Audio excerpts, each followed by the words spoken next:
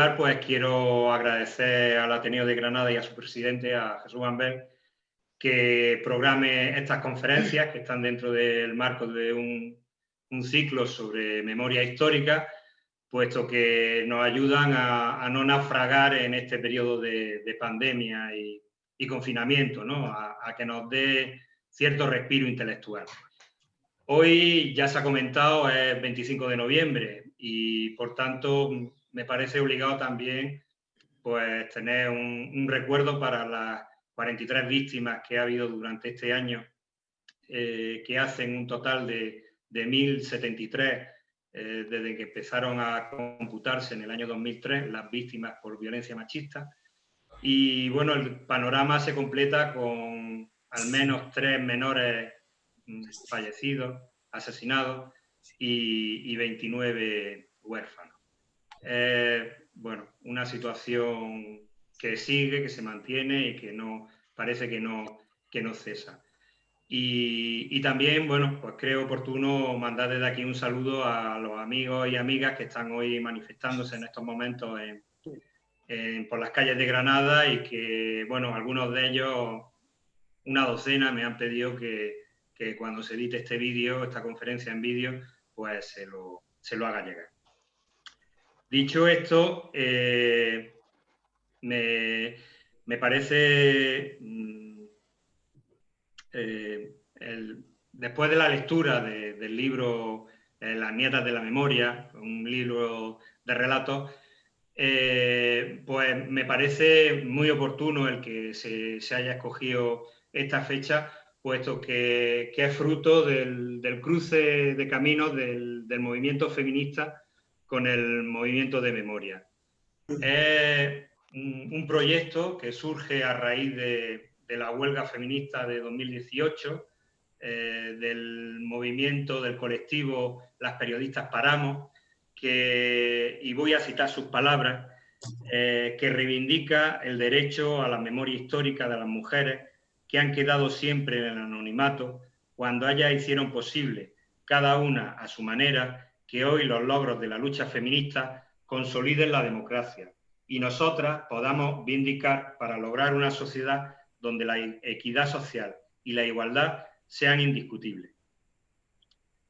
Yo enmarcaría este libro dentro del movimiento de la rebelión de los nietos de los que fueron víctimas del franquismo, ¿no? Este movimiento que se inicia hace ya 20 años con la excavación que se realizó en Priaza del Bierzo, en León, que fue la primera excavación que se hace con una metodología científica y que gracias a esa reivindicación constante, pues se consigue un primer paso, como fue la Ley de Memoria Histórica del 2007 de Zapatero, aunque un paso insuficiente. Esa movilización que se ha cuajado en el movimiento memorialista también tiene otro hito importante, que como ha sido la querella argentina, la causa de justicia universal que en su momento y que todavía está abierta, abrió la jueza argentina Servini. Y también ese constante batallar e impulsar y reivindicar, pues ha permitido el que ahora el gobierno nacional pues esté elaborando un proyecto de ley que hace unas semanas nos presentaba aquí el secretario de Estado para la Memoria Democrática, Fernando Martínez, y que parece que ahora sí, por fin, va a plasmarse en base a los principios que establece la ONU para los casos de desaparecidos: verdad, justicia, reparación y memoria, ¿no? Aquí habría que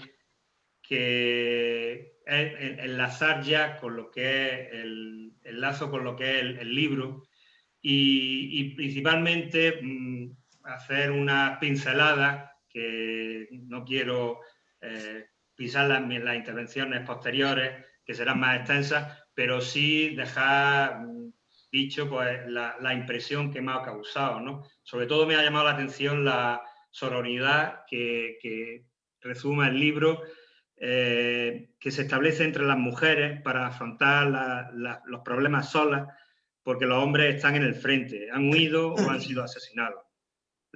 Estas mujeres superan las dificultades con dignidad, tesón y responsabilidad, atendiendo a los menores a su cargo con escasos alimentos, pero mucho cariño, demostrando que no necesitan para obrar la tutela varonil a la que las condenará el franquismo y el nacionalcatolicismo. Son historias de retaguardia, aunque a veces también el frente se les echa encima, y ahí tendrán que cuidarse de no ser violadas, porque es su responsabilidad, y porque una violada lo es para siempre. Ya veis cómo situaciones de ahora se veían entonces, ¿no? El frío y el hambre de la guerra, que se mantendrá más de una década durante la posguerra, solo se salva de estas penalidades los que obtienen trabajo en el nuevo régimen o tienen vínculos económicos con él, lo que provoca una amplísima mortandad entre los desafectos. España es un enorme campo de trabajo, vigilado con mano de hierro y del que se lucran los allegados del régimen. En este sentido, Antonio Maestre tiene un libro, Franquismo S.A., que es bastante ilustrativo al respecto. Las mentiras y los silencios son también memoria, porque las heridas cicatrizan, pero el miedo no se cura. Así, estas mujeres deberán someterse al machismo dominante, aunque muchas de ellas mantendrán una voz interior de rechazo y rebeldía que expresarán a sus hijas y nietas cuando llegue la democracia. En definitiva, en los relatos que conforman este libro, se ejemplifica muy bien las tres represiones a las que se enfrentaron las mujeres durante la guerra y que nos explicaba el secretario de Estado, como he comentado antes, en su conferencia de hace unas semanas. La primera afectó a las activistas, a las milicianas, a las comprometidas políticamente o sindicalmente. La segunda, a las familias de los asesinados o de los huidos, ante cuya ausencia los llamados caballeros españoles se tomaban venganza. Y en tercer lugar, la población femenina en general, que sufrió un retroceso de décadas, volviendo prácticamente al siglo XIX, ya que desaparecen todos los avances que se habían producido en el camino de la igualdad durante la época de la República. Bueno, esto sirva de introducción y ahora las intervenciones de los ponentes durarán en torno a 15 minutos y posteriormente pues, se abrirá el habitual turno de palabra entre los asistentes. Comentaros que aquellas personas que no quieran intervenir, pero quieran formular una pregunta, lo pueden hacer a través del chat. Y por favor, poned en silencio el micrófono, que veo que alguno no está en silencio todavía.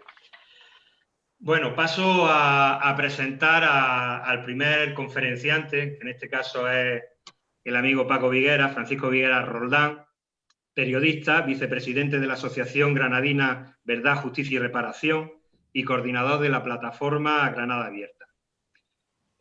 Paco inició su actividad periodística en 1982 en el Diario de Granada y de aquella etapa él tiene un especial recuerdo a la expedición que se organizó junto a la Universidad de Granada para visitar la curva del Níger en Mali, ¿no? Aquellos primeros expatriados, ¿no? de Granada. En 1990 pasa al periodismo de televisión en Canal Sur y luego posteriormente como corresponsal de Televisión Española en Granada. Ya como coordinador de la plataforma Granada Abierta, ha dirigido también los manifiestos, los libros colectivos Manifiesto 2 de enero y Granada por la Tolerancia. Agustín, por favor, el micrófono. En la que se intenta promover el diálogo entre las culturas y contra la manipulación histórica de la toma. Y ha coordinado también el libro colectivo Si estuvieran abiertas todas las puertas, en homenaje póstumo a Carlos Cano. Asimismo, ha participado en la primera búsqueda arqueológica de la fosa de Lorca en 2009 y ha contribuido a la difusión de la memoria histórica en numerosos artículos de prensa y varios libros que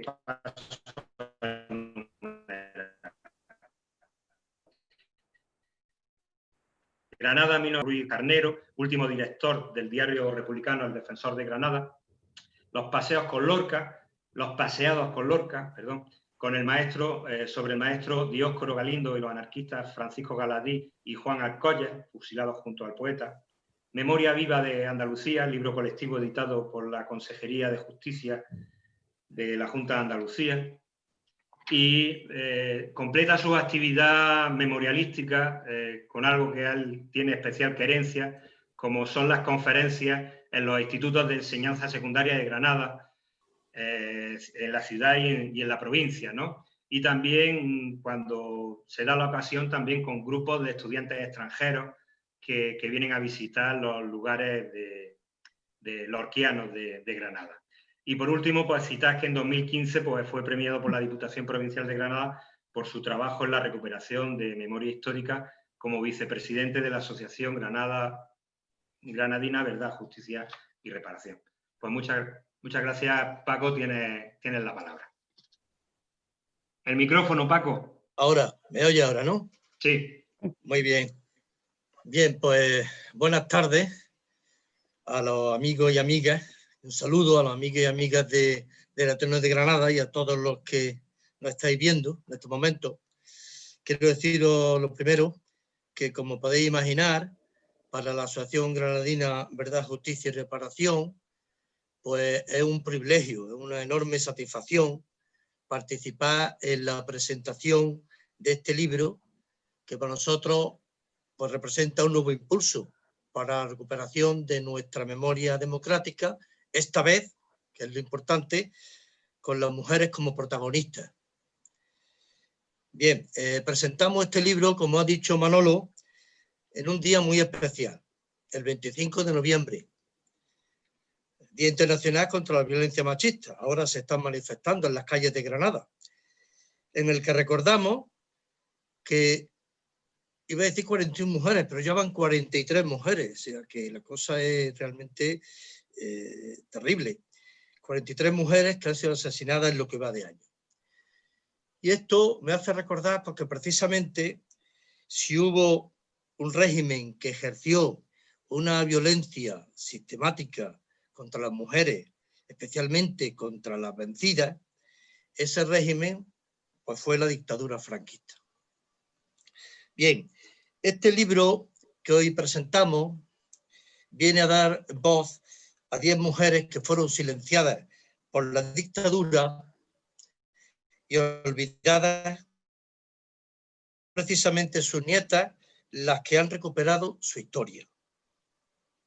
Algunas de estas historias, silenciadas incluso en el seno de sus propias familias, como es lógico, por miedo a represalias. Por ejemplo, he leído todos los relatos y, por ejemplo, la abuela María nos da testimonio de ese miedo en la entrevista que le hizo su nieta Sara Plaza Casares, que comenta: la herida más o menos cicatriza, pero el miedo de María no se cura. Esa muchas veces es la mayor herida. Un miedo que revive cada vez que su hija o una de sus nietas va a una manifestación como la que ahora se está realizando en Granada, bueno, en todo el mundo, o participa en alguna asamblea o trae a casa algún panfleto. Y Sara añade: yo, grabadora en una mano y portátil en la otra, tomo nota para pétalo a pétalo fabricar este relato. Un relato que aspira a convertirse en inmortal, como las flores de papel. Me parece muy bonita la metáfora. Bien, pues Nietas de la Memoria es una iniciativa para nosotros que contribuye al conocimiento de la verdad. Eso es lo que más quiero destacar. Al conocimiento de la verdad, desde una visión de género, que es lo novedoso, lo importante en este caso. Estamos hablando de un diálogo entre abuelas y nietas que da un impulso sin precedentes al movimiento memorialista.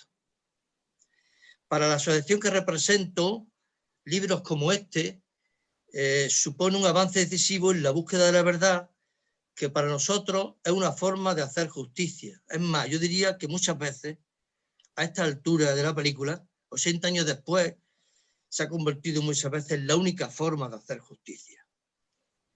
Porque todavía tenemos 100.000 desaparecidos en fosas comunes y cunetas. Y muchas veces es conocer la verdad y una justicia que no quiere comprometerse con la memoria histórica. Muchas veces conocer la verdad es la única forma de hacer justicia a muchas de las víctimas. Bueno, el prólogo del libro, que está firmado por Carmen Sarmiento, periodista que todos conocemos por su compromiso con las mujeres perseguidas, marginadas, maltratadas, pues nos recuerda cómo sufrieron todos, hombres, mujeres, niños, por supuesto, pero dice, nuestras abuelas fueron las grandes perdedoras. Las mujeres fueron utilizadas como botín de guerra, dice. Eso como en todas las guerras. Pues la mentalidad de la ciudadanía, fijaos qué frase, era que los que habían luchado tenían derecho a divertirse y a desahogarse con una mujer. Terrible, ¿no? Terrible lo que nos está diciendo aquí Carmen Sarmiento. Estamos hablando, nos dicen en el libro, estamos hablando de mujeres de diversos territorios, diferentes orígenes, ideologías, clases sociales, pero con un denominador común. A pesar de ser humilladas, como viudas de rojo, o de tener a su marido encarcelado, nunca se rindieron ante los vencedores y siempre se levantaron para defender a su familia. Como dice Noemi San Juan, una de las autoras de este libro, nos dice, soy hija, nieta y bisnieta de mujeres valientes y guerreras.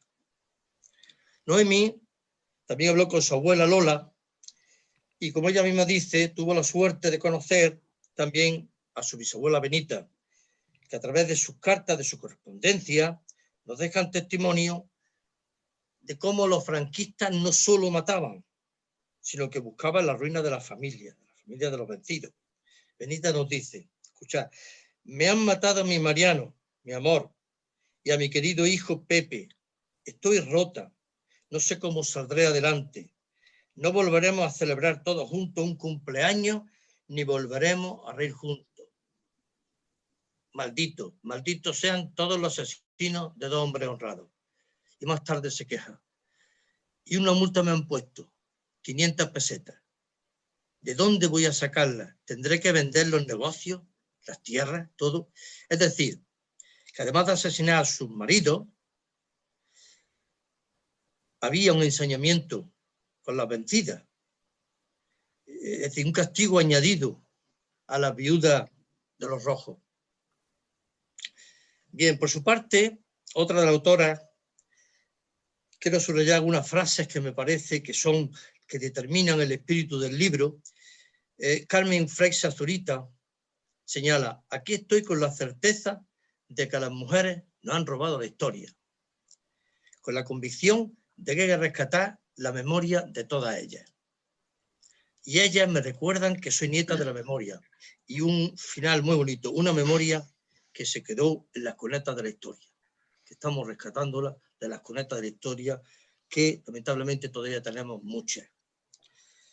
Bien, muchas mujeres fueron capaces de mantener a su familia.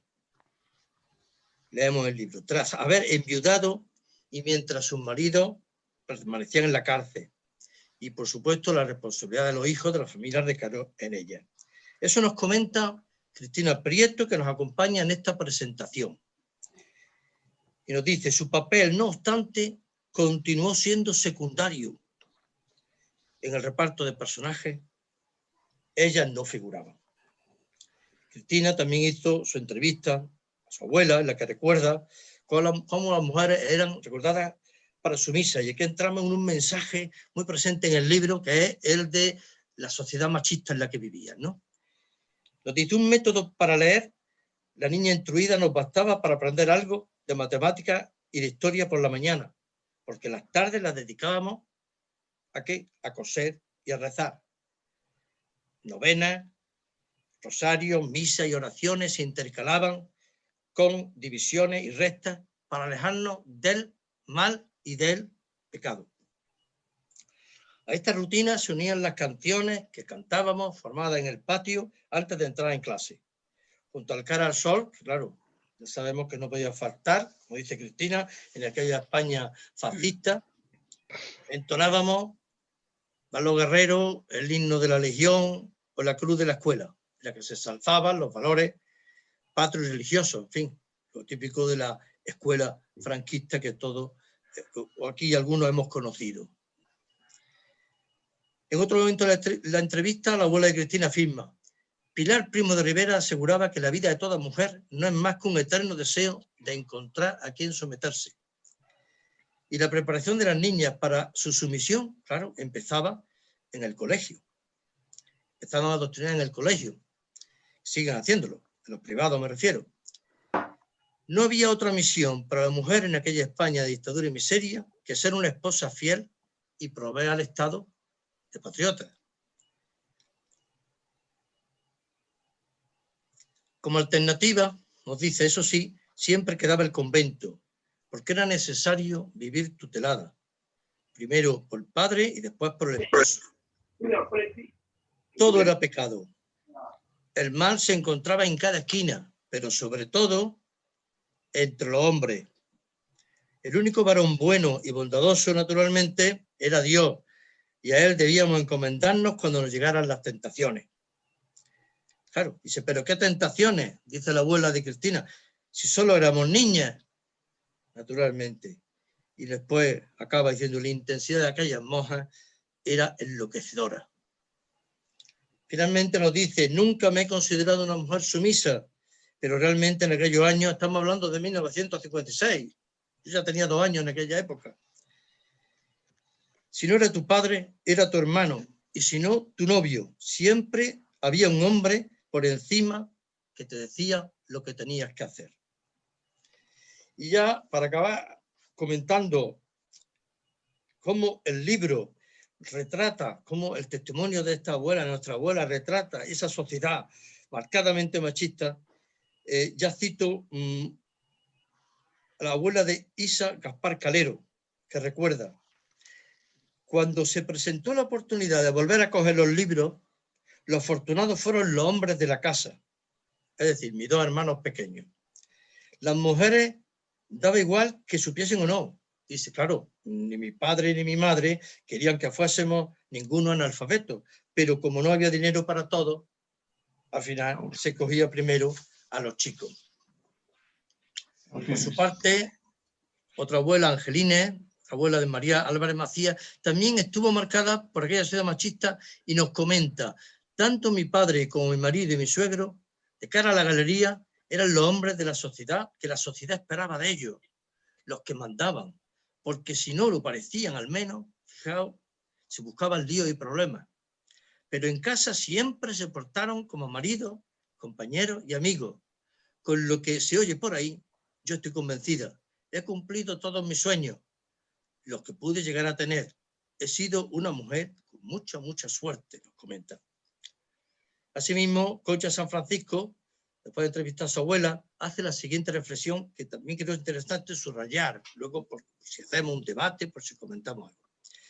Dice, me estremece comprobar cómo funciona la maquinaria del poder.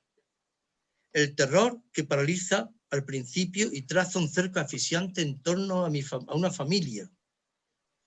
La humillación pretendida en cada paso. Y decido que la amargura eterna de mi abuela y el cadáver de su hermano, Baltasar, fusilado por falangistas, merecen una vida narrativa más allá del olvido y del injusto silencio al que los sometieron. Por su parte, la abuela de Isabel Donés Sánchez añade, unos tuvieron que irse para seguir viviendo y para los que, como el abuelo, se quedaron en este país, fue como estar enterrados en vida.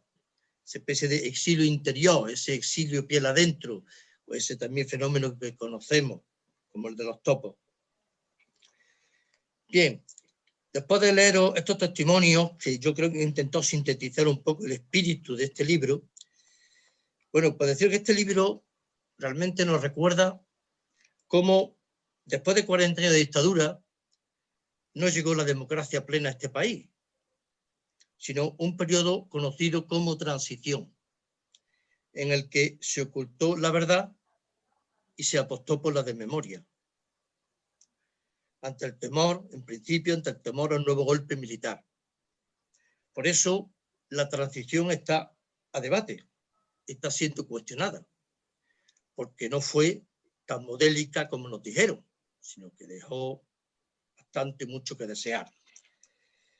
Algunos pensaban que una vez fallecidos los hijos de la guerra,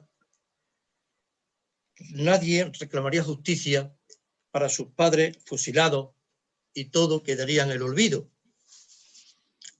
Pero se equivocaron. No contaban con que el testigo de la memoria sería recogido por la siguiente generación, la de las nietas y los nietos, que son los que están dando un nuevo impulso al movimiento memorialista. Por eso han tenido que pasar 40 años más para que la historia narrada en este libro puedan ser contadas. Hemos tenido que esperar, fijaos, a la tercera generación para conocer este nuevo capítulo de la verdad. Y hemos tenido suerte por no haber perdido estos testimonios gracias a la longevidad de nuestras abuelas. Y lo peor de todo es que en este tiempo, en estos 40 años que se nos han ido desde memoria, lo peor de todo es que los hijos de la guerra murieron con la pena de ver que la democracia, en nombre de una falsa reconciliación, se olvidaba de sus madres y de sus padres que habían luchado por la libertad y contra el fascismo. Y para ir terminando, diré que Nietas de la Memoria rescata para nosotros, para la asociación que represento, estas 10 heroínas anónimas que 80 años después reciben el homenaje de sus nietas en forma de libro. Una búsqueda de testimonios que no acaba con este libro porque, como las mismas autoras anuncian, ya han puesto en marcha un blog que se llama Otras Nietas de la Memoria para seguir recuperando nuevas historias de nuestras abuelas aún no contadas. Así que termino dando la enhorabuena a las 10 autoras de esta gran iniciativa. El trabajo que habéis realizado supone una contribución, insisto, decisiva para formar la Biblioteca de la Memoria Histórica y Democrática y algo importante, con mirada de mujer. Enhorabuena. Muchas gracias, Paco. Muchas gracias. Bueno, ahora pasamos a la siguiente conferenciante, que no es sino Cándida Martínez López, por todos conocida, doctora en Geografía e Historia por la Universidad de Granada, catedrática de Historia Antigua de esta universidad, profesora visitante en universidades extranjeras como Roma o la Autónoma de México, primera mujer decana de la Facultad de Filosofía y Letras de la Universidad de Granada entre los años 90 y 96, y especialista en Historia de las Mujeres. En su carrera profesional destacan investigaciones en este sentido sobre las mujeres en las sociedades mediterráneas, las mujeres y la paz, el matronazgo femenino o la reflexión sobre la teoría y metodología de la historia desde una perspectiva feminista. Formó parte del grupo de profesoras que impulsaron los estudios de las mujeres en España, la creación del Seminario de Estudios de la Mujer de la Universidad de Granada, que posteriormente se convirtió en Instituto Universitario de Investigaciones de Estudios Universitarios de Investigación de Estudios de las Mujeres y de Género, que dirigió en el año 2000. En la Universidad de Granada, a lo largo de su carrera docente en el área de Estudios de la Mujer y de Género, ha impartido clases en la licenciatura y el grado de Historia, en el posgrado de experta universitaria en Género, en el máster interuniversitario Cultura de Paz, Conflicto, Educación y Derechos Humanos, en el máster europeo Erasmus Mundus en Estudios de las Mujeres y de Género, y desde el año 2015 coordina el programa de doctorado Estudios de las Mujeres, Discursos y Prácticas de Género de la Universidad de Granada. También es cofundadora de la Asociación Española de Historia de las Mujeres, de la Asociación Universitaria de Estudios de la Mujer y de la revista de Historia de las Mujeres Arenal, de la cual es codirectora junto a Mary Nash de la Universidad de Barcelona. Tiene una larga también trayectoria política, como militante del Partido Socialista Obrero Español, fue parlamentaria andaluza, entre el 2000 y el 2008 consejera de Educación de la Junta de Andalucía, en 2008 diputada por Granada y portavoz de Educación del Grupo Parlamentario Socialista, y entre 2008 y 2012 responsable de Educación y Cultura dentro de la Ejecutiva Federal del PSOE. Entre sus publicaciones, en solitario ha publicado Feminismo, Ciencia y Transformación Social, y junto a otros autores los libros La mujer en el mundo mediterráneo antiguo, Del patio a la plaza, las mujeres en las sociedades mediterráneas, Poblamiento ibérico y romano en el sureste peninsular, la comarca de los Vélez, de la cual, por cierto, es natural, no se me olvidó decirlo al principio, Las mujeres en la historia de España, diccionario biográfico, Las mujeres y la paz, génesis y evolución de conceptualizaciones, símbolos y prácticas, Escuela, espacio de paz, reflexiones desde Andalucía, 20 años de historia de las mujeres en España, dentro de la revista Arenal, Matronazgo y arquitectura, de la antigüedad a la edad moderna, y cartografía de género en las ciudades antiguas. También ha escrito algunos capítulos de obras colectivas, como La historia de las mujeres en España en los años 90, Las mujeres y la universidad, ambivalencia de su integración, La memoria de las mujeres en la arquitectura pública, Matronazgo cívico en la Hispania romana, y Mujeres y diosas mediadoras de la paz. Como veis, pues una amplia labor bibliográfica la que ha desarrollado Cándida.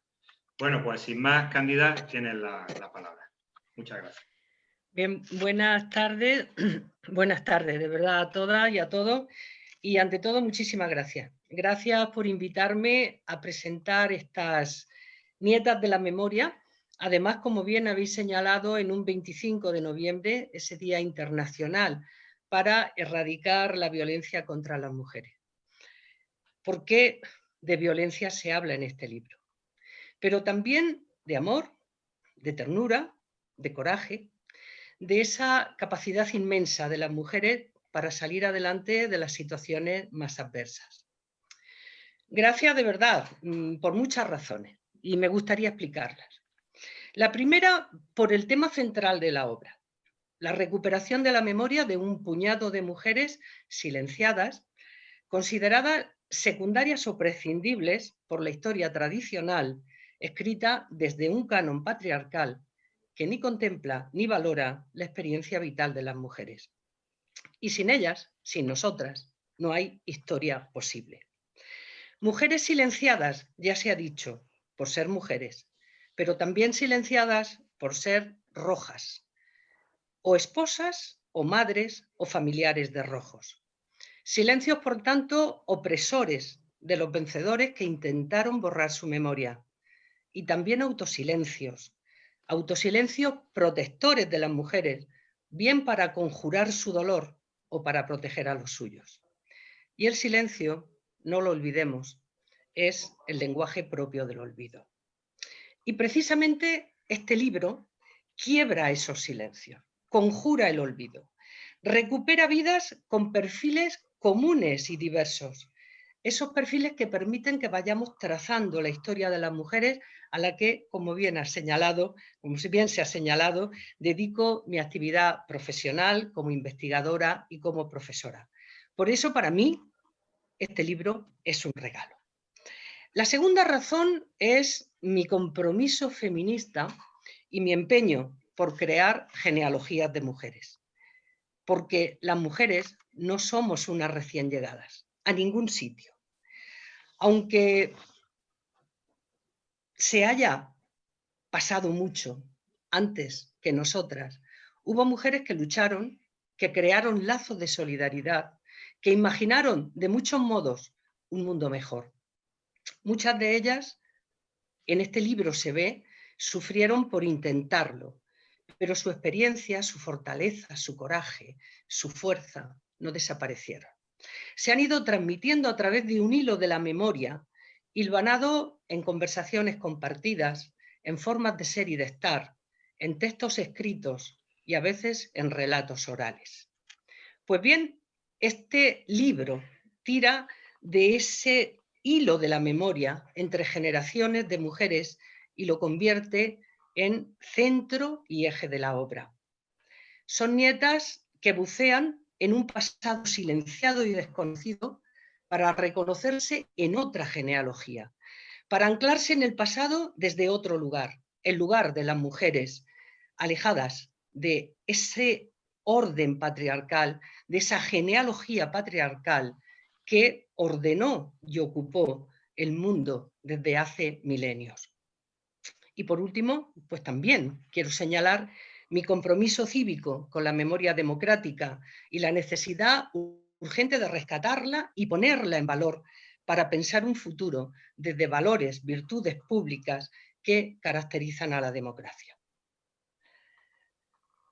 Normalmente cuando hablamos de memoria democrática, de recuperar la memoria democrática, solemos hablar, incluso solemos proponer que se reconozcan lugares de memoria. Y esos lugares de la memoria pueden ser plazas, monumentos o cementerios. Pero también los libros son lugares de memoria. Y para mí, sin duda, este libro lo es. Es un monumento a la memoria de las mujeres. Un monumento, un lugar de memoria tangible, experimentable, que lo sientes, que te llega, que te concierne, que te conmueve.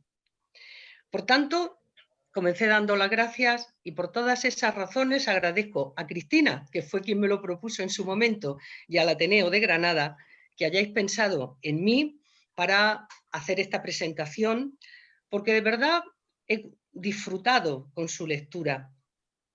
Además, me ha hecho pues, revivir conversaciones con mi madre sobre una abuela que yo no llegué a conocer y que padeció por la prisión de mi abuelo republicano y de su hijo, y que me ha traído, leyendo ese texto, personajes y emociones de ese tiempo que yo conocía a través de las palabras de mi madre, y me ha permitido también repensar la vida de muchas mujeres cercanas del pueblo, de gente que has conocido, que vivieron en entornos rurales o en entornos urbanos, como sucede con estas mujeres de Nietas de la Memoria.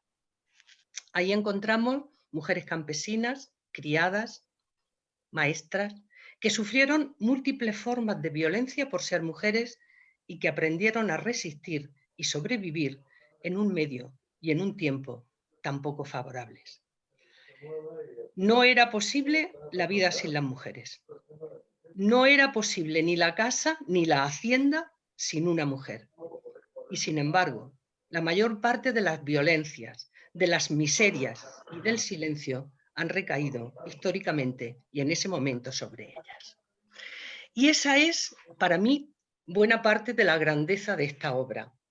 Toda ella gira en torno a mujeres, cuya vida o cuyas vidas vemos pasar en un instante breve desde las palabras de sus nietas, creando una especie de cañamazo donde se entrecruzan hilos y retazos de vidas que nos acercan de otro modo a esa España de la guerra de España y la dictadura franquista. Juana, Juliana, Cristina, Isabel, Coronada, María, Lorenza, Angelines, Luz, Lola, Benita, Vicenta y María formaron parte de esa nación de mujeres que fue la España de posguerra. Con maridos, padres muertos en la guerra o fusilados, en la cárcel o en el exilio, muchas de esas mujeres se convirtieron, sin quererlo, en cabezas de familia, asumiendo la responsabilidad de la supervivencia material y emocional de su grupo familiar. Y por ende, se convirtieron en el sustento y en el mantenimiento de España. Vestidas de negro casi toda su vida, como las vemos en la mayor parte de estos relatos, tuvieron la fortaleza que, como reza en la dedicatoria de la obra, fue la semilla de nuestra lucha por la igualdad. En esa España pobre y oscura, dice textualmente María, en la que las mujeres éramos seres al servicio de los padres, luego de los maridos y luego de los hijos, en una sociedad rígida y constreñida, donde las mujeres teníamos muy poco que opinar sobre nuestras vidas, una sociedad que no estaba hecha a nuestra medida y donde nuestras necesidades y deseos a nadie importaba. Esa es la España, a pesar de todo, que ellas consiguieron hacer posible y hacer que siguiera adelante. Lógicamente, hablar de todos esos relatos ni me toca, ni es posible, ni me corresponde.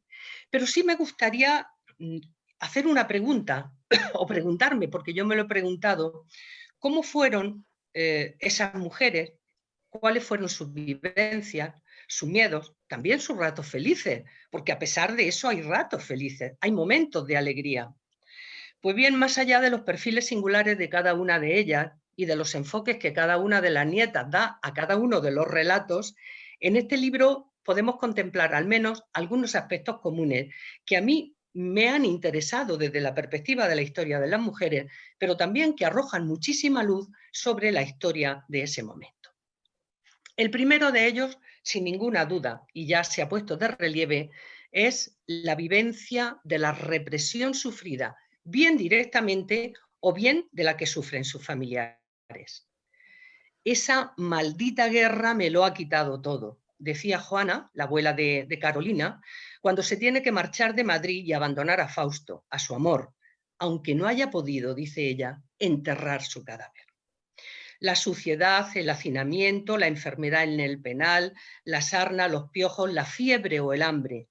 Esa muerte que rondaba cerca y que relata María formó parte de la vida de muchas de estas mujeres, como llevar comida a los escondidos, humillarse ante los falangistas para pedir por los suyos, o, por qué no, atesorar la esperanza de encontrar y volver a ver a sus hijos en algún lugar perdido de esa Cataluña o de esa Francia, por suerte con final feliz en algunos casos. O esos sentimientos ocultos en las preciosas cartas perdidas de Lola y Benita, que estallan en esos, lo decía antes Paco, malditos, malditos sean todos, asesinos de dos hombres honrados. Sin duda, hay marcas visibles y otras invisibles que quedaron en los cuerpos y en las memorias de las mujeres. La experiencia del dolor de una guerra que ellas no eligieron, sus muertos, los hijos desaparecidos, el exilio de otros, el miedo, la soledad, esas violencias sexuales, esas violadas que eran para siempre violadas, el desprecio sufrido, el desarraigo, la asunción de responsabilidades que ellas antes no habían tenido, los desplazamientos. Pero como historiadora, para mí, la garantía de conversión de una experiencia vivida en memoria histórica no depende solo del valor intrínseco como tal experiencia única e irrepetible, sino que depende de criterios establecidos cultural y políticamente sobre qué es lo que tiene legitimidad para permanecer y sobre qué debe constituirse en objeto de interés y de estudio para la historia. Por eso este libro es tan imprescindible. Muchas de las limitaciones para estipular la violencia ejercida contra las mujeres y el reconocimiento de estas como víctimas tiene que ver con la falta de visibilidad de los sufrimientos que soportaron al estar relacionados los mecanismos represivos habitualmente con su intimidad y con su vida personal. Muchas de estas mujeres, como vemos en los relatos, se ha señalado también, sufrieron en silencio y no compartieron lo sucedido porque tuvieron miedo del dolor, del recuerdo traumático o porque tenían miedo de que su familia, sus hijos, corriesen riesgos. Y la protección de las mujeres sobre su grupo familiar es una marca de género que siempre nos ha acompañado. Y ese intento de olvido no es sino otra forma de violencia, pues hizo que las mujeres se sintiesen más solas, más vulnerables y a veces incluso responsables y con sentimientos de culpa. ¿Cuántas de nuestras protagonistas han guardado silencio durante tantas décadas por esas razones? Y si se pretende que la historia y la sociedad española recojan y reconozcan la memoria de quienes se vieron afectadas por la represión de la guerra civil y la dictadura de Franco, es imprescindible conocer y reconocer la situación padecida o sufrida por miles de mujeres que por sus opciones políticas o por las opciones políticas de sus familiares la sufrieron. Bien, hay un segundo aspecto que destaca desde mi punto de vista de manera singular en esta española nación de mujeres de otro texto. Ese aspecto fue el hambre. Y esas ojeras por las que rezumaba el hambre, en palabras de Juana, que las hizo a las mujeres trabajar sin límite, buscar donde no había, inventar la comida de la nada, hasta convertirse, como bien dice Cristina Prieto, en artistas de los fogones. El hambre de la posguerra marcó la vida de las mujeres, consideradas responsables del mantenimiento del grupo familiar. Coronada en el relato de Isa Gaspar, así lo dice, llegó la posguerra, un periodo que no fue mejor que el anterior, donde la hambruna y la pobreza marcaban el paso a diario. Es verdad que las mujeres siempre han trabajado, aunque su trabajo no haya sido reconocido como tal. Pero en este periodo, el trabajo de las mujeres dentro y fuera de la casa fue el que permitió sacar muchos hogares adelante y salvar muchas vidas de la hambruna. Niñas, sirvientas con apenas unos años, mujeres que tuvieron que ir de un lugar a otro, ayudando en el tejar, en la chocolatería, en la pensión Ambos Mundos, haciendo esas preciosas flores de papel para venderlas, y siempre en la cocina, haciendo un caldo de agua con un puñado de trigo y 3 hojas, o el puré de San Antonio, Cristina, para engañar el hambre. Y sobre todo, y de forma particular, en esas tareas del cuidado de padres, hijos y familiares, siempre responsabilidad de las mujeres, y que hicieron posible la vida, el sustento y, ojo, el apoyo emocional de su grupo. Trabajar de sol a sol. Decía Lorenza, ella siempre amanece la primera. Ella siempre amanece la primera. No hay tiempo, no hay lugar del ocio, no hay lugar para diferenciar trabajo y otro ámbito de satisfacción. Los hijos y las hijas, parir y verles morir, dice Marian. Verlas o ver, buscar trabajo, no poder sustentarlos por falta de recursos, el dolor profundo de no saber qué ha pasado con los hijos. Ese maternaje de las mujeres de esa época llena absolutamente todo el texto. Como el amor también está. En toda situación difícil hay que ver cómo las mujeres buscaron situaciones y espacios de felicidad, de pequeña alegría, y el amor es una de ellas. Ese amor a sus maridos, a sus padres, a sus hijos, la alegría de verlos crecer, también el amor como parte del cuidado llena estas páginas, y la amistad.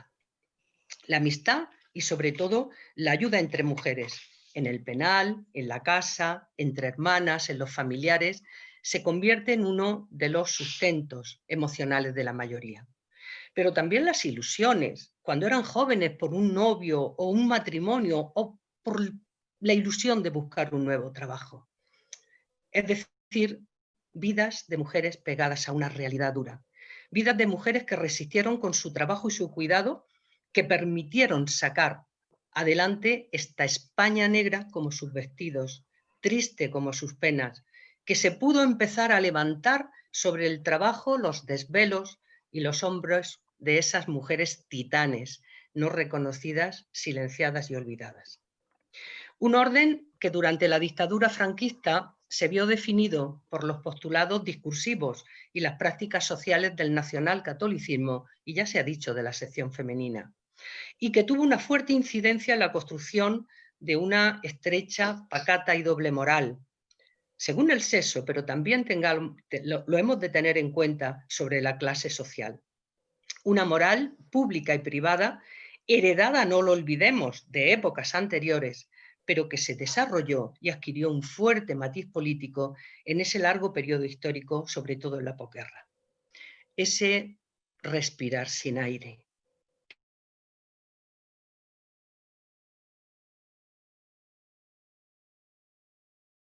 De una doble represión. la política y de género.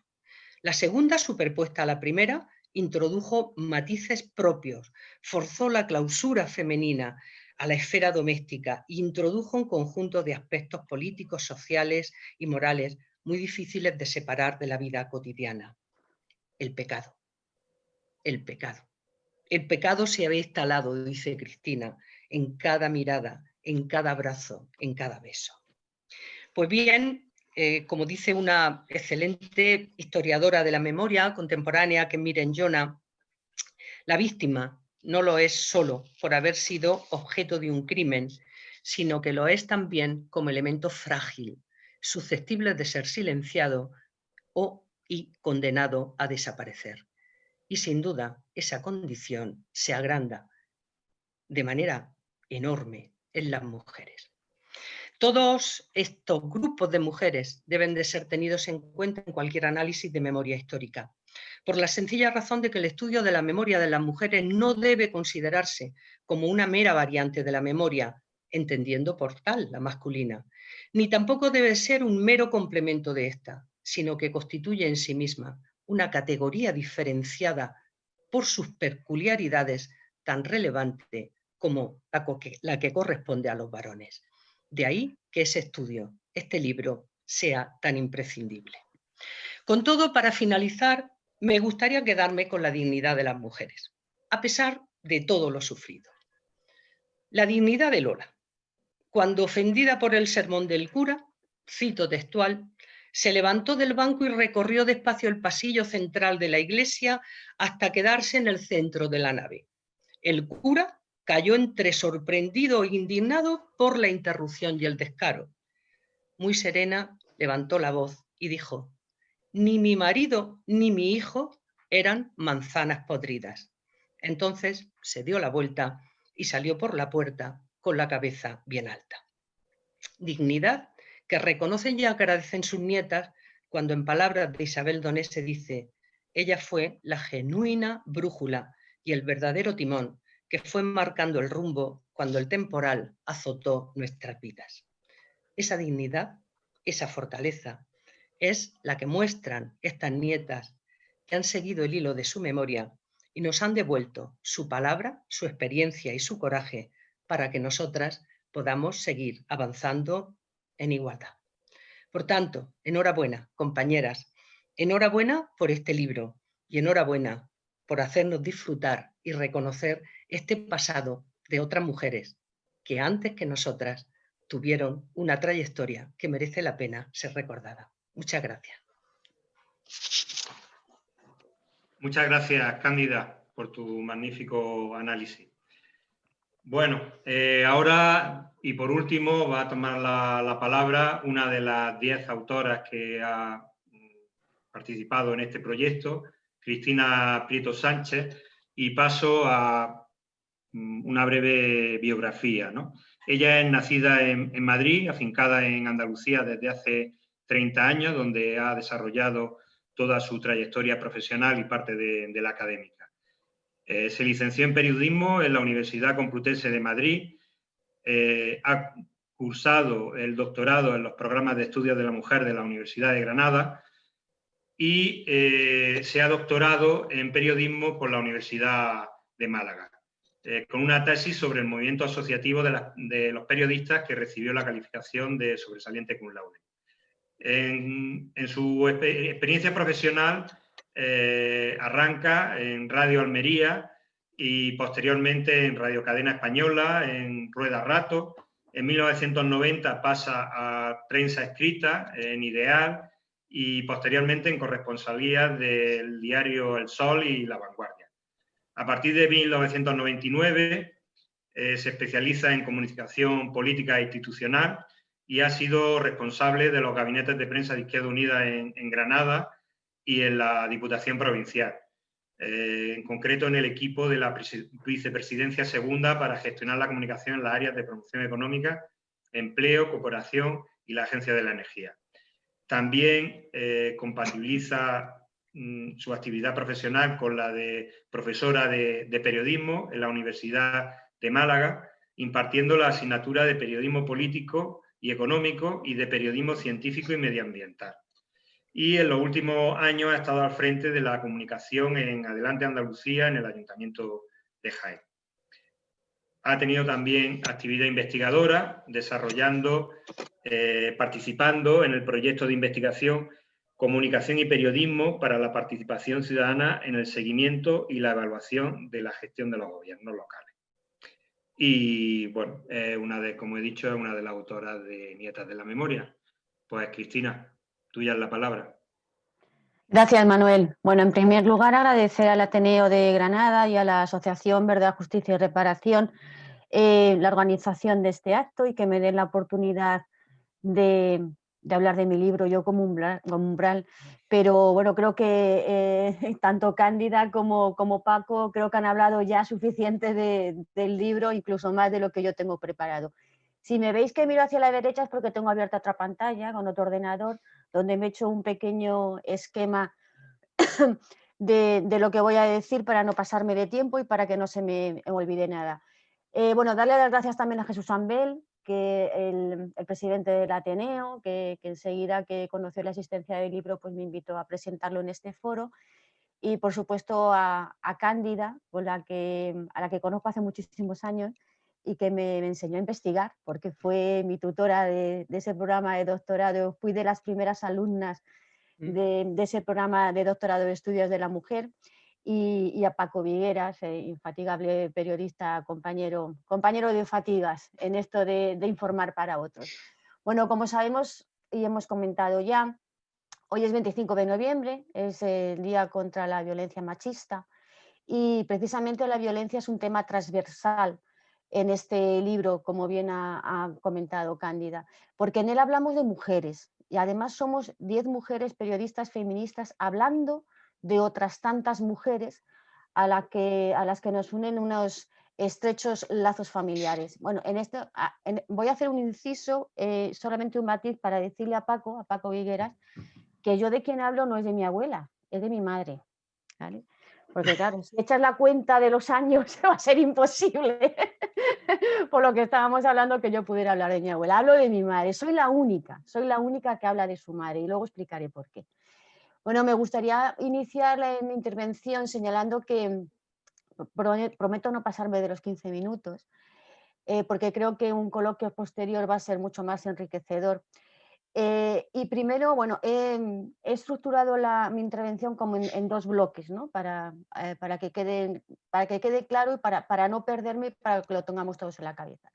En el primero hablaré del momento histórico al que nos estamos refiriendo y cómo el fascismo acorraló a las mujeres, ¿no? Intentaré navegar por esa tela de araña que la dictadura tejió alrededor de nuestras mujeres. Y en el segundo bloque ya daré algunas pinceladas de cada una de las historias para que todos vosotros podáis conocer el contenido del libro. Pero antes quiero contar un poquito la intrahistoria de este libro, de este trabajo, porque creo que merece la pena, ¿no? Por la implicación que en ella tienen las redes sociales y por el gran impulso que supuso para nosotras el 8 de marzo de 2008. Este libro nace como consecuencia de esa huelga, la primera huelga de mujeres del 8 de marzo de 2018. Bueno, pues nos arrastró también a las periodistas, ¿no? Nosotras participamos bastante activamente en aquellas movilizaciones y creamos un chat de ámbito nacional en el que nos llegamos a dar cita a 2.200 mujeres, periodistas y comunicadoras de distintas ciudades, de distintos puntos de la geografía nacional. No sé ahora mismo situar en el tiempo, el momento en el que algunas de nosotras empezamos a hablar de nuestras abuelas, de nuestras madres, de lo mal que lo habían pasado, de cómo habían superado una guerra, una posguerra y una dictadura que las había machacado.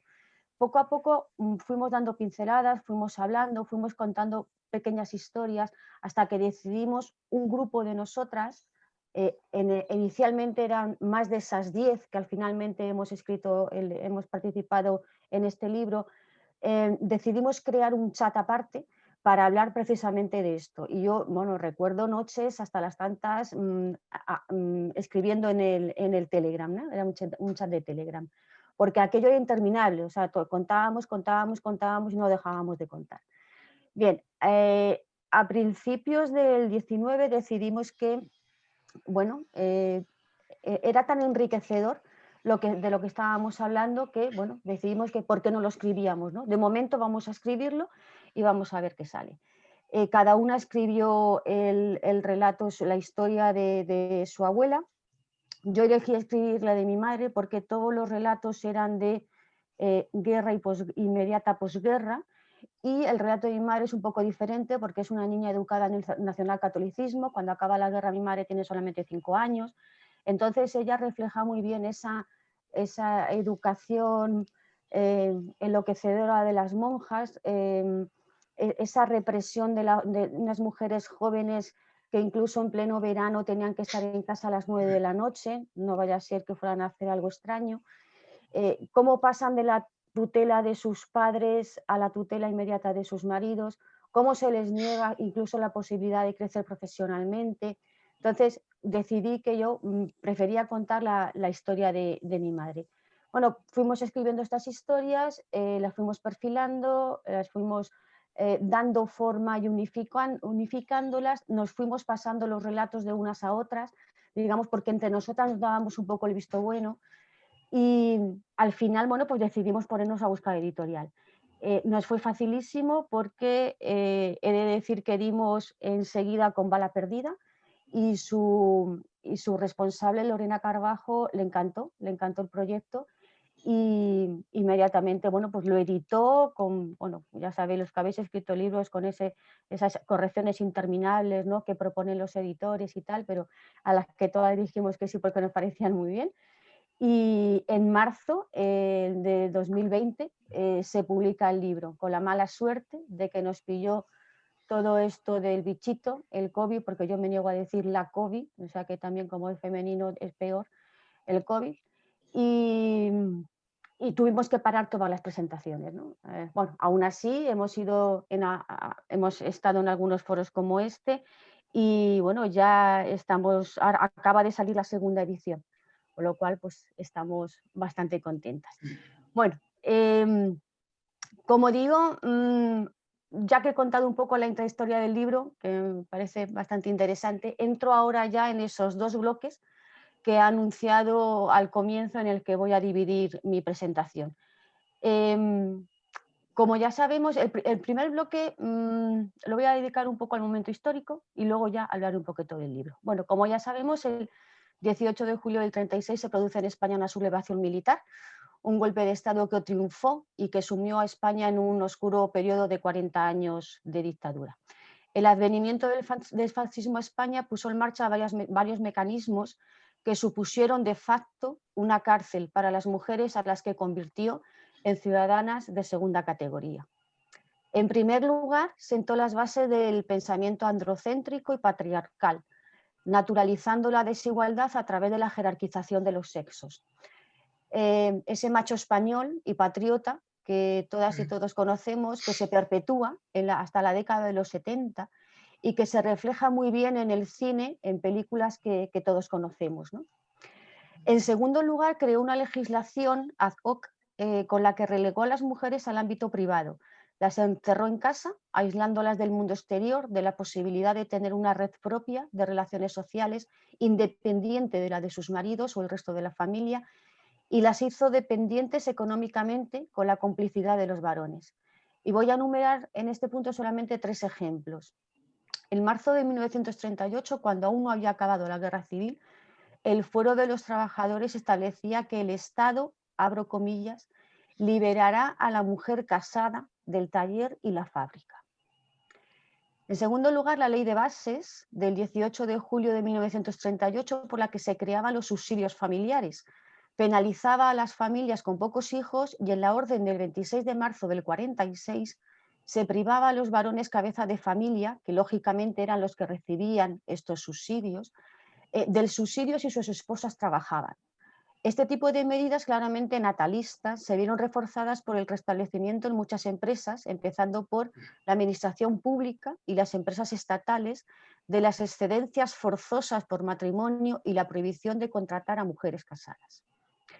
Y en tercer lugar, la Ley de Reglamentaciones Laborales de 1942, que establecía que un mes antes de la boda las mujeres debían firmar su despido voluntario y para acceder de nuevo a la vida laboral pasados 2 años debía contar con la autorización de su marido. De esta ley, mi madre sabe mucho, yo lo cuento en el libro, mi madre tuvo que dejar de trabajar, mi madre era modista de alta costura, tenía un futuro excelente en la moda, pero se casó, decidió casarse y inmediatamente la echaron del trabajo y recibió como indemnización una manta. Bien, en tercer lugar, el franquismo contó con 3 aliados para conformar su nuevo Estado, ¿no? La Iglesia, la sección femenina y los medios de comunicación, donde tuvo un papel esencial la radio, que calaba profundamente en las clases populares que no accedían a los medios escritos debido a las altas tasas de analfabetismo. Y la radio popularizó los seriales en donde el modelo de mujer predominante era abnegada y fiel esposa. Emitía canciones, las canciones, especialmente la copla, donde las mujeres sufren en silencio sus desdichas. Y entre los medios escritos podemos destacar casos, por ejemplo, como el periódico sensacionalista El Caso, dedicado a la crónica negra, donde los crímenes pasionales son defendidos sin rubor alguno. Así pues nos encontramos con un Estado que construyó esa tela de araña a la que me refería al inicio de mi intervención en torno a las mujeres, de la que era imposible escapar, porque ni la ley ni la educación, dominada entonces por congregaciones religiosas, ni la sociedad civil en su conjunto dejaba resquicio alguno para ofrecer un asidero que favoreciera el crecimiento humano de las mujeres. ¿Qué nos encontramos entonces? Nos encontramos en esta primera, esta es la primera etapa del franquismo. El franquismo después evoluciona a partir de 1956, desde el 57 empiezan a flexibilizarse con la llegada al poder de los tecnócratas y quedar relegada la falange. Encontramos mujeres pobres, sumisas, anuladas, encerradas en sus hogares, sin vida propia, más allá de la prolongación de la de sus maridos, excluidas del mercado laboral, dedicadas al cuidado de la prole, manipuladas por los medios de comunicación y controladas por una iglesia implacable que dominaba hasta sus pensamientos. Sus referentes eran, por tanto, la Virgen María, modelo de virtud etérea, asexuada, por supuesto, y inseminada por un ángel y libre de pecado. Esto era lo que se encontraban las mujeres. Paso ya a hablar del segundo bloque. Dibujada este escenario, ¿no?, en el que las mujeres vivieron, hablo del segundo bloque y ya las historias recogidas en este libro, porque todo este marco se ve perfectamente reflejado en las vidas de Juana, de Juliana, de Isabel, de Coronada, de María, Lorenza, Luz, Benita y Vicenta, contadas por sus nietas. Carmen Feisa, Carolina Pecharromán, Concha San Francisco, Isabel Donet, Isa Gaspar, Marian Álvarez, Noemí San Juan y Sara Plaza. Y yo, Cristina, que cuento la historia de mi madre, de Cristina también. Los relatos se sitúan en Madrid, Barcelona, Zamora, Valencia, Badajoz, Burgos, León y Zaragoza. Y entre ellos hay historias urbanas y historias rurales, con lo cual se presenta un mosaico que creo que es bastante completo de la situación de estas mujeres. Juana, por ejemplo, tras ser fusilado su marido, emprende una huida desesperada de Madrid y por el camino tiene que desprenderse de 3 de sus hijos y quedarse solo con el pequeño, que era el más débil físicamente. Recuperó posteriormente solo a 2. Juliana pertenecía a una familia de chocolateros en un pueblo de Zamora y eran afines a la República. Tras el fusilamiento de su hermano, un joven maestro se puso al frente de la fábrica. Isabel, tras casarse con el secretario del ayuntamiento afiliado a CNT, tuvo que volver a ser sirvienta en casa de unos nobles para esconder a su marido. Coronada y su familia permanecieron escondidos en varios pueblos para evitar la muerte. Lorenza y Luz se vieron forzadas a emigrar a Bilbao ante la ruina de sus familias para trabajar al servicio de familias adineradas. Y a Benita le sorprendió la guerra en casa de sus tíos en Bilbao, donde se encontraba para curarse de una enfermedad. La huida para escapar de las tropas falangistas les llevó a cruzar 2 veces la frontera francesa sin que sus padres pudieran saber su paradero porque las cartas no llegaban a su pueblo de Zaragoza. Al reencontrarse con sus padres se enteró de la tragedia de su familia y Vicenta perdió a su marido por la tuberculosis que contrajo en la cárcel y se vio sola con 2 hijos a los que sacó adelante vendiendo flores de papel en el Rastro de Madrid. Y María Cristina, mi madre, cuenta la historia de una niña de posguerra, educada a la férrea disciplina de un colegio de monjas y anulada profesionalmente porque decidió casarse. A pesar de la diversidad de estas situaciones, todas las historias presentan un nexo común, como ha apuntado también Cándida, ¿no?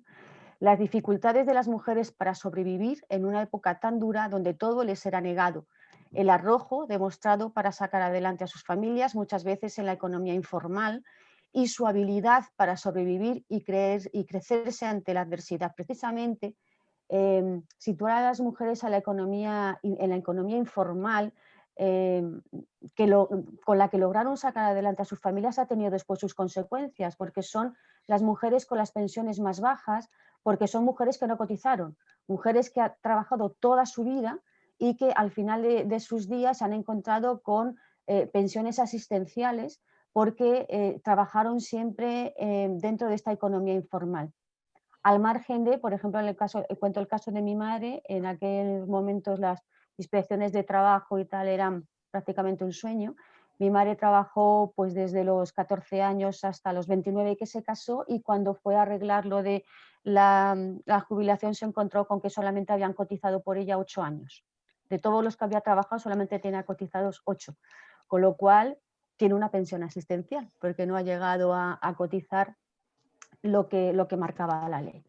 Bueno, hoy es 25 de noviembre y no voy a terminar mi intervención sin apuntar que en el conjunto de los relatos vamos a encontrar muchos tipos de violencias, como la violencia económica, la violencia institucional propiciada por el Estado, la violencia psicológica ante el miedo a la muerte, la violencia laboral hacia unas mujeres a las que no se les permitió crecer profesionalmente, la violencia educativa, porque cuando hubo algo de dinero en las familias se primó la instrucción de los varones, y especialmente una gran violencia simbólica, materializada en estereotipos, mensajes, valores o signos que transmitieron y favorecieron el hecho de que se consolidaran en relaciones basadas en la desigualdad.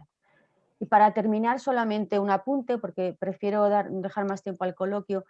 Nuestro compromiso va más allá de este libro, como ha comentado Paco, porque al escribir las historias de nuestras mujeres hemos reflexionado mucho sobre la cantidad de relatos similares que tiene que haber, ¿no?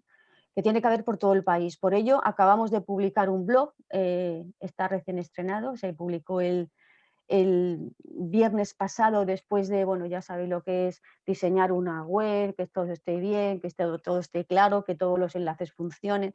Bueno, pues ya está en abierto y queremos ahí recoger historias de otras abuelas contadas por otras nietas. Hemos arrancado el blog contando 3 historias más y bueno, aprovecho este foro también para hacer un llamamiento a todas aquellas nietas que quieran también contar las historias de sus abuelas. Se pueden ponerse en contacto con nosotras a través del correo electrónico nietasdelamemoria@gmail.com, y en la página, en el blog, que está dentro de la página web del libro, que es www.nietasdelamemoria.com, hay habilitado un formulario en el que pueden ponerse en contacto con nosotras para contarnos más historias. La verdad es que están contactando mucha gente con nosotras. Hay grandes dificultades porque muchas de estas mujeres pues, ya han muerto. Ese silencio que ha predominado en las familias ha hecho que muchas historias estén en una nebulosa y que ahora sea muy difícil recoger datos porque las verdaderas protagonistas ya no están y porque los silencios en las familias han sido atronadores. El relato de Carmen Feisa, por ejemplo, es un relato de silencios de una familia burguesa, de la burguesía catalana, donde ella como nieta de su iniciativa de indagar sobre su familia es como ha podido construir algunos relatos, porque cada vez que intentaba preguntar el silencio era atronador. Y bueno, nada, daros muchas gracias a todos y deciros que el libro está escrito con muchísimo corazón, porque hablamos de las nuestras, porque hablamos de nuestras mujeres, porque algunas todavía están vivas. Mi madre se emocionó muchísimo leyendo el libro. Tuve que hablar mucho, a pesar de que mi madre es muy habladora y yo muchas historias las conocía, he tenido que sentarme con ella para revivir y para tomar nota de algunos episodios y es increíble, pero he vuelto a ver en sus ojos el miedo al contarme algunas cosas, ¿no? Y decir, no, no, esto no lo pongas, no vaya a ser que vaya a pasar algo. Me decía, pero mamá, ¿qué va a pasar? ¿No? Me decía, no, no, es que el episodio este de cuando en el colegio las llevaban a pedir las limosnas a las casas ricas, ¿no? Y de repente se encontró en la casa de Pilar Primo de Rivera, ¿no? Y me decía, no, no, eso no lo ponga, no lo ponga. Digo, mamá, por favor, que no pasa nada, ¿no? He tenido que convencerla. Incluso algunas cosas sí que las he tenido que quitar porque es increíble cómo todavía hoy tienen miedo. Y nada, muchas gracias a todos por estar hoy aquí acompañándome en la presentación de este libro. Espero que si os animáis a leerlo os guste y os guste a vosotros leerlo tanto como a nosotros nos ha gustado escribirlo. Y ahora ya, bueno, si queréis hablamos y preguntad lo que queráis. Muchísimas gracias. Muy bien, muchas gracias, Cristina. Muchas gracias por el libro y por tu relato. A mí la verdad es que me gustó mucho el pasaje, porque tu madre en el fondo es una rebelde, y el pasaje en la cual ella utiliza a escondidas pantalones para montar en moto, ¿no? En una época en la que estaba prohibido el uso de los pantalones por parte de las mujeres, ¿no? Algo que está hoy tan cotidiano y sin embargo, pues hasta en eso, esa violencia de la que tú hablabas, pues hasta eso llegaba en la forma de vestir, ¿no? El control. Bueno, pues no habéis hecho ninguna pregunta a través del chat. Supongo que es que queréis preguntar directamente. Si pedís la palabra, hay un mecanismo para pedir la palabra, pues se os abre el micrófono y la formuláis a cualquiera de los tres conferenciantes.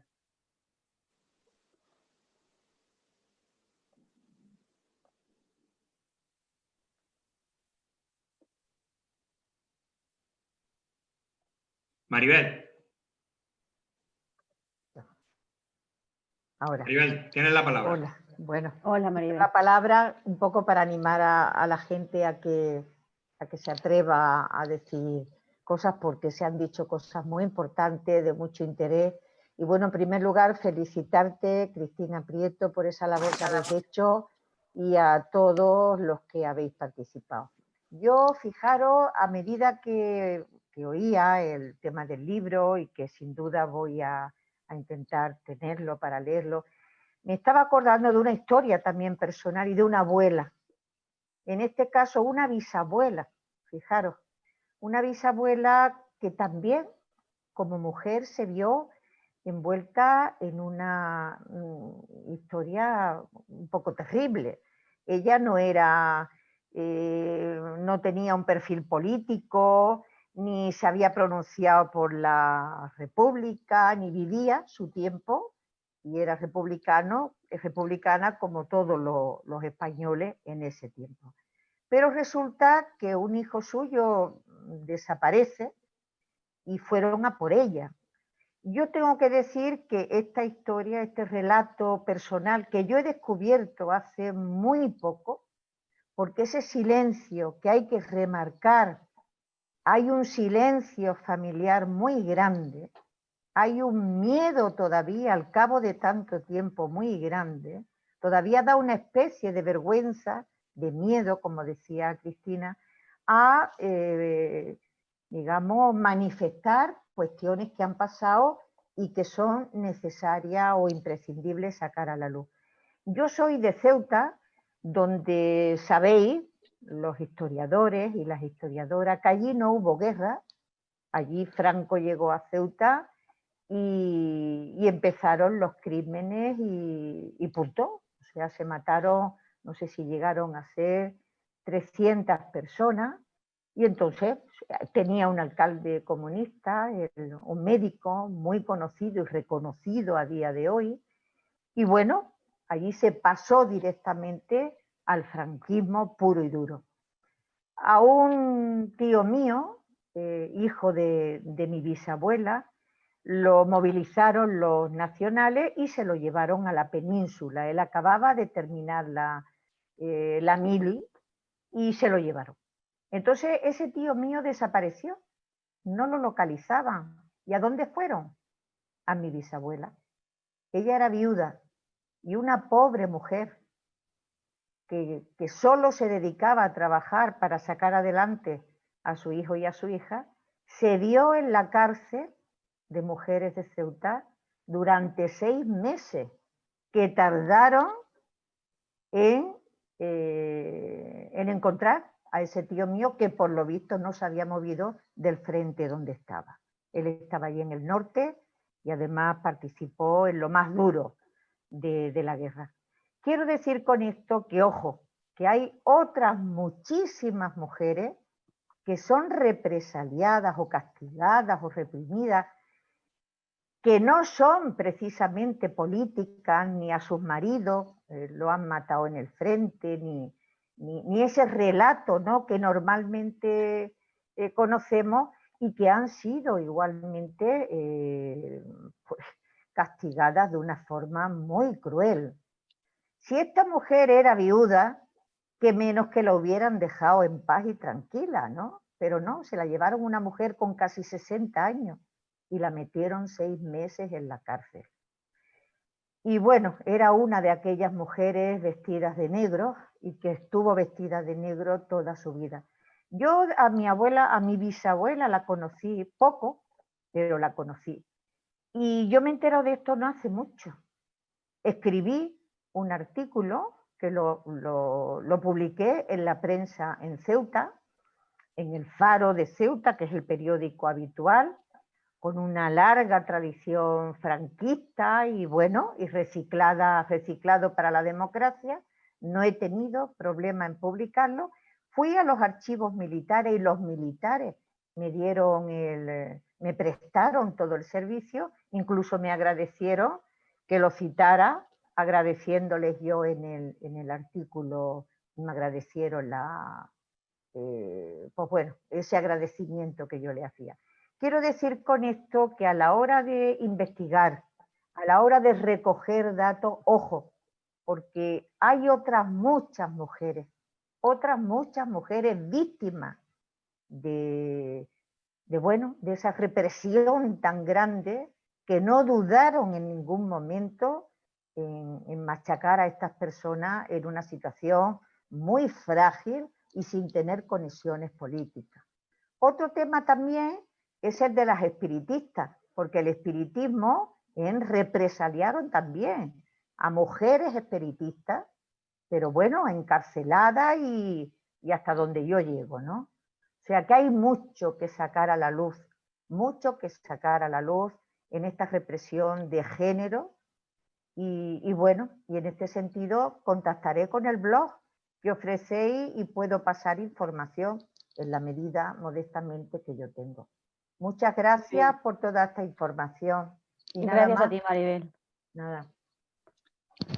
Muy bien, Maribel. Yo, por significar un poco la represión que sufrió tu bisabuela, recordaría que entonces las condiciones de las cárceles no son las actuales y prácticamente el paso por la cárcel, como se ve en el libro, pues significaba una pena de muerte porque se adquirían enfermedades, tuberculosis, había falta de higiene, había chinches, había piojos, había muy mala alimentación y también había maltratos, ¿no? O sea que 6 meses en una cárcel pues era un castigo... Castigo duro. Duro, muy duro. Un castigo duro. Bueno, ¿alguien más se anima a intervenir?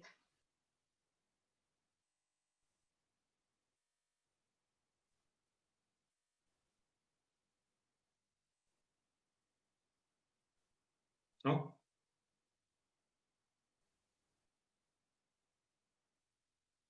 Pues no sé, Jesús, si Si no hay más intervenciones...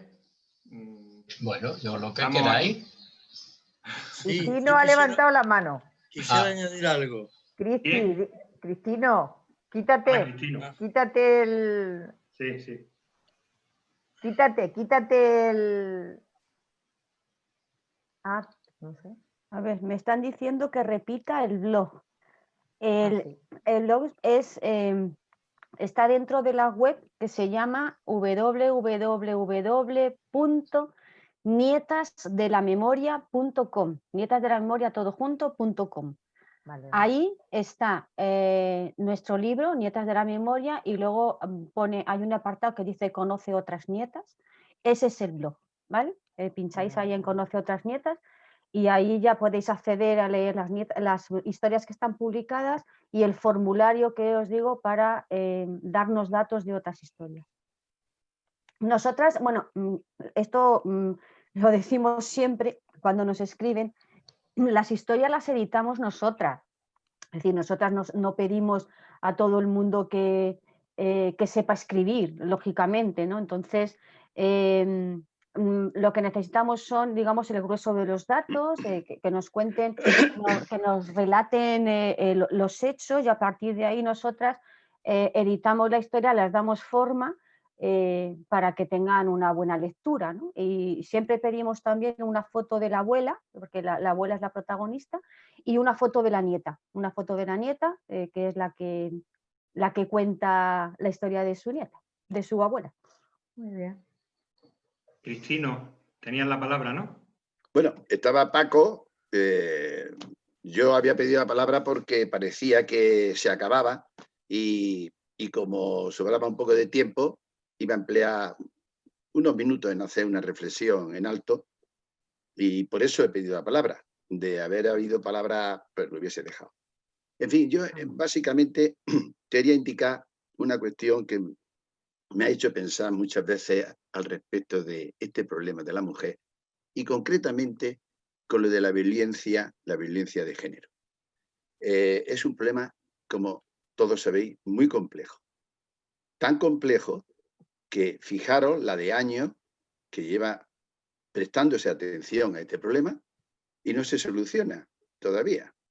Fijaros que el virus tan temido es posible que en un par de años se pueda solucionar con la vacuna.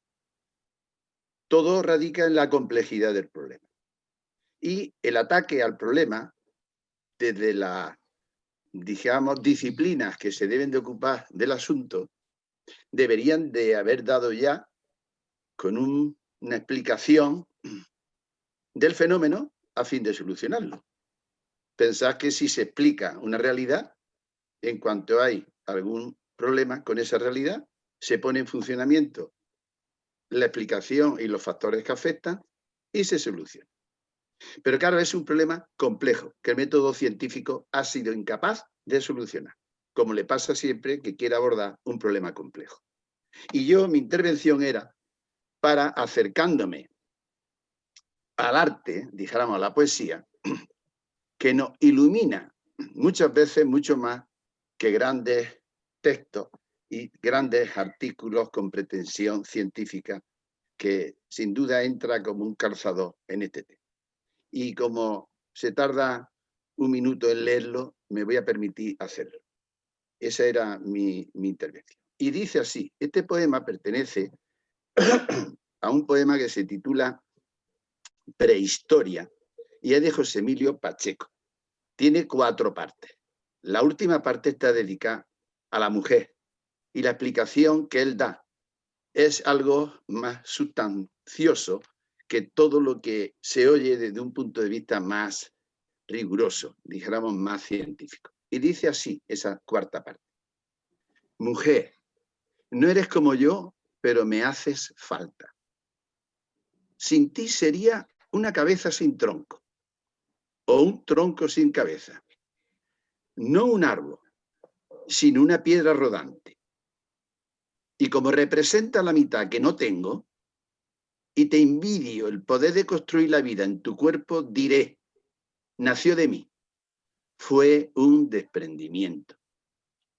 Y debe quedar atada por un cordón umbilical invisible. Tu fuerza me da miedo. Debo someterte como a las fieras tan temidas de ayer. Si no aceptas el yugo, si queda aún en la ceniza el rescoldo de aquellos tiempos en que eras reina de todo, voy a situarte entre los demonios que he creado para definir como el mal cuanto se interponga en mi camino hacia el poder absoluto. Eva o Lili, escoge pues entre la tarde y la noche. Eva o Lili, no lamentes mi triunfo. Al vencerte me he derrotado. Nada más. Muchas gracias. Muchas gracias, Cristino. Bueno, antes de darle la palabra a Paco, voy a leer una pequeña intervención que ha hecho Nadiame a través del chat, que dice así. En secundaria cada vez hay más charlas sobre mujeres, pero a veces nos quedamos en las grandes mujeres, entre comillas, de la historia, que está bien, pero sería maravilloso poder acercar a nuestro alumnado a estas mujeres cotidianas, cuyas vidas merecen ser contadas y rescatadas. Yo creo que está muy bien la aportación. Paco tenía la palabra. Sí, mira, añadir un par de reflexiones. Una precisamente tiene que ver con lo que dice Nadiame. Mira, primero, lo que quiero añadir es que a nuestra asociación llevan ya también un tiempo llegando trabajos de investigación de mujeres que se están incorporando al movimiento de muralistas. Es una de las incorporaciones más potentes y más apasionadas que tenemos. Y precisamente el libro de Nietas de la Memoria, que debía de llamarse, según me ha dicho Cristina, 9 nietas de la memoria y una hija. 9 nietas y una hija de la memoria. También. Es que quedaba muy largo. Bueno, seguimos. Entonces, Cristina, llegan algunos testimonios, no sé si tú conocerás alguno, por ejemplo, Ángeles de la Torre, es un trabajo de investigación, pero hay escrito una novela, se llama Exiliado Piel Adentro, y fíjate cómo coincide, por ejemplo, tanto hablabas del miedo, ¿no? Y uno de los testimonios que recoge ella dice precisamente, ya somos viejos y no nos pueden hacer nada, pero por si acaso no pongan nuestros nombres. Sí. ¿A dónde llega el miedo? No pongan nuestros nombres. Es que es así. Yo recuerdo que hubo una de las 13 rosas que decía que mi nombre no se borre de la historia. Decía las 13 rosas. Bueno, pues aquí estas personas mayores pasaron tanto miedo y dicen no pongan mis nombres por lo que pueda pasar. Bien, pues en esa investigación que nos llegó a nosotros, hay un momento que nos dice, es muy breve, las mujeres de los rojos eran peladas a rape, paseadas por la plaza del pueblo como escarmiento y purgadas con aceite de ricino para sacar de sus cabezas toda la idea roja y masónica. Ese es el lenguaje que utilizaban los golpistas, ¿no? Los franquistas.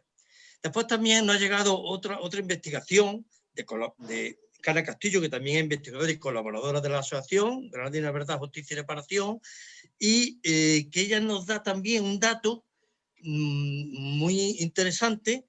Dice, la viuda del Rojo acabó emigrando al Baix Llobregat en Cataluña, buscando el anonimato y una nueva vida. En Cataluña no necesitó nunca más el carnet de mendicidad que daba el Ayuntamiento de Loja y adoptó el silencio como estrategia de supervivencia. Y entonces ahí nos damos cuenta cómo incluso la emigración del año 60, que todos teníamos por emigración económica hacia Cataluña, cómo había en ella un trasfondo ideológico. Eran las mujeres de los rojos, que estaban estigmatizadas y arrinconadas en los pueblos, que no podían... Claro, es que en los pueblos la represión fue durísima, porque en los pueblos se conoce todo el mundo. En una ciudad grande como Madrid o Barcelona, tú puedes perderte, entre comillas. Incluso, por ejemplo, algunas de las historias que nos están llegando al blog fueron de familias que se fueron del campo a la ciudad con nombre supuesto, y en las ciudades vivieron durante muchísimos años con nombre supuesto. Era la forma de buscar ese anonimato, porque en los pueblos realmente estas familias estaban estigmatizadas. Y es muy importante también lo que decías antes de que el régimen, los fascistas las tomaron contra los republicanos y contra la gente de izquierdas. Bien, quienes tenían militancia, no bien, pero bueno, quienes tuvieron militancia fueron castigados, fueron purgados, fueron sometidos en las cárceles, fusilados, pero es que la mayoría de sus mujeres, de sus hermanas o de sus madres, no tenían filiación política, no la tenían. Solamente sobre ellas se ejerció la segunda represión. La primera es el que tenía la afiliación política, que ese directamente o iba al paredón o iba a la cárcel o desaparecía. Pero es que sobre ella se ejerció la segunda represión de la familia, que era por ser madre de, hija de, esposa de, pero la mayoría de ellas no tenían ninguna afiliación, ninguna. Solamente fueron el palo de todos los golpes, fueron ya pues el segundo escarnio, amén de que a las familias se les privaron de sus bienes, es que se les esquilmó. Incautación de bienes. Entonces se les dejó en la miseria. Estamos hablando además de mujeres con muy poca formación, con lo cual las salidas laborales eran muy difíciles porque no tenían trabajos cualificados y además quedaban con criaturas pequeñas y además el pueblo les dio la espalda. Es decir, es que estamos hablando de situaciones durísimas que tuvieron que solventar solas. Sin ninguna ayuda, por supuesto, del Estado, sin ninguna ayuda de sus entornos más cercanos, que fueron los pueblos, porque eran las estigmatizadas, eran la mujer del rojo o la hermana del rojo, y mujeres que tuvieron que huir con sus hijos a otros pueblos donde eran menos conocidas y pudieron rehacer un poco la vida. Es que las situaciones yo me las imagino y bueno, no sé, yo no sé cómo seguramente saldría, ¿no? Porque las mujeres tenemos una supervivencia, yo creo que innata, ¿no? Pero es que estamos hablando de situaciones de verdad que muy, muy, muy difíciles de las que tuvieron que salir. Pues yo te enviaré esta historia porque creo que podrían incorporarse ese blog de la memoria que estáis, de Nietas de la Memoria, que estáis construyendo, ¿no? Que creo que ha sido una idea muy acertada y yo creo que toda esta historia, además están escritas en el estilo narrativo. En este caso eligen la novela, que atrae a un público todavía más amplio, ¿no? Es muy curioso, no eligen el...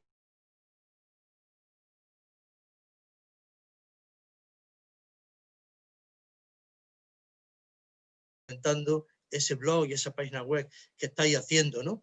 De la memoria. Que por cierto, al comentario este de la educación, yo creo que este libro, bueno, sabéis, antes lo ha comentado Manolo, la Asociación Granadina Verdad, Justicia y Reparación, una de las prioridades que tiene es llevar la memoria a la escuela, al sistema educativo, al instituto de enseñanza secundaria. No es fácil. No es fácil. Esa sigue siendo la asignatura pendiente de la democracia, porque no hay voluntad política. De los privados, olvídate, solo en algunos cuando tenemos complicidad de los profesores. Tienen que ser valientes, porque saben que pueden tener problemas con los directores, con la junta escolar, con lo que sea. Y lo conseguimos a veces. Pero fijaos qué curioso, cuando llegamos a una clase y estamos reunidos con los alumnos, nos ceden una hora en la semana cultural, o un profesor nos cede su hora, pues resulta que las chicas, la gente que más se interesa por esto, son precisamente las chicas, las estudiantes. Son las que vemos con más interés, cómo reciben la charla, y yo creo que este libro tienen que conocerlo. Hay que ir a la escuela. Ahora mismo eso ha sido lo más afectado por el coronavirus. Ha paralizado todo.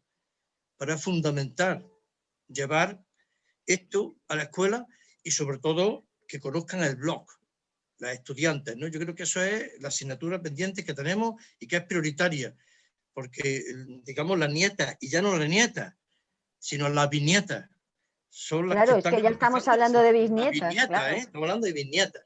Por eso digo que creo que había abierto una línea de activismo y de memorialismo muy interesante y que hay que apostar a fondo por ella, ¿no? Yo creo que hay que ir a los institutos apenas podamos, apenas este maldito bicho nos deje, hay que volver a los institutos y sobre todo estamos trabajando para que la nueva ley de memoria histórica, el anteproyecto de ley, incluya, y se tome en serio, lo de la memoria en el sistema educativo.